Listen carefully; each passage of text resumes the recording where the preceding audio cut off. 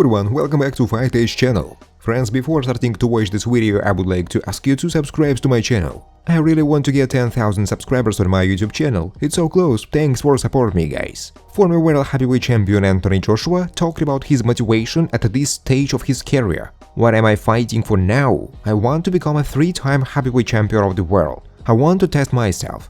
I've been through a lot and I want to see what else I have left. When I say what else do I have left, I'm not satisfied with what I have. I'm starting from what I have and I want to see how far I can go. I know what is worse. I know what the essence of this game is. I will go beyond the limits that I have reached before. I'm trying to find an environment that will stimulate me, motivate me, and push me to more serious heights, Joshua said. Joshua is expected to hold his next fight on August 12th in London. Most likely, his opponent will be Dillian White. On the eve of these boxers who were thinking about how great it would be to get under the care of the best coach of 2022, Derrick James, became discouraged. The mentor in was Jim, Errol Spence, Jermaine Charlo, Anthony Joshua, Ryan Garcia, and Frank Martin Train said that he would no longer take new boxers and would end his career with the current squad. No, I have finished. I'm leaving, no one else. I will retire from boxing after my guys do it, James said. Recall that Joshua and Garcia joined the 31-year-old specialist team this year. Derrick is sure that thanks to such a stellar composition, a special atmosphere reigns in his hall. I think they feed off each other, he says. It's more about inspiration. This is the key element. To be in the same room with a lot of successful guys and at the same time have enough humility. A lot of people can't stand it. They cannot stay in such a room and work. You have to figure out who you are before you enter this room. To be with a group of guys like that, they all get along very well. Legendary American Mike Tyson answered the question of who is currently the best boxer on the planet. The former world champion didn't even hesitate to name the current WBC heavyweight champion Tyson Fury. Fury is the best boxer in the world right now. You don't even need to know him personally for such a conclusion, Tyson said in a recent interview. The next fight of the WBC World Heavyweight Champion Tyson Fury will change the rules of the game. Well-known journalist Michael Benson told about this on his social networks, with reference to Fury's promoter Frank Warren. According to Warren, the contract for the next fight has largely already been agreed. As for the announcement, it may take place next week. In the last fight, Fury held his third title defense with 38-year-old compatriot Derrick James. The fight was completed in the 10th round. The referee stopped the fight, awarding the victory to Fury by technical knockout. Of course, I'm not involved with negotiations unlike Tyson Fury. If you look from the outside, it seems that Tyson often overplays, and this complicates everything.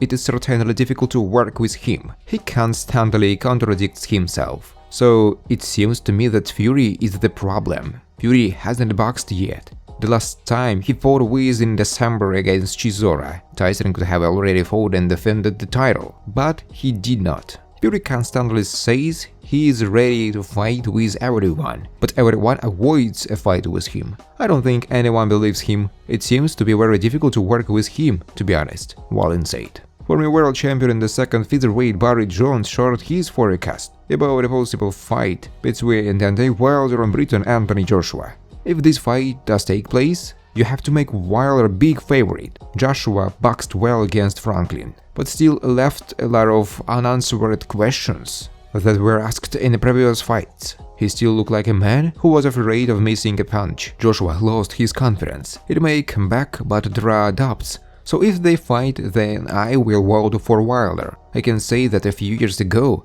I considered Joshua a favorite, John said.